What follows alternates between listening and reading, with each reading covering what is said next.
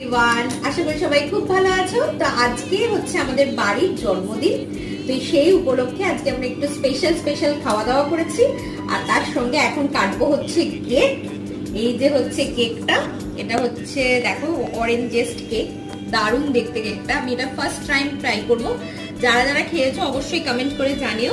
তো চলো এখন আমরা কেকটা কাটি, দেখতে থাকো।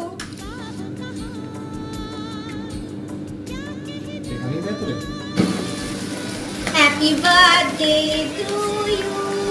Happy birthday. Happy birthday, Hausi. Mama, Happy birthday, dear home. Happy birthday to you.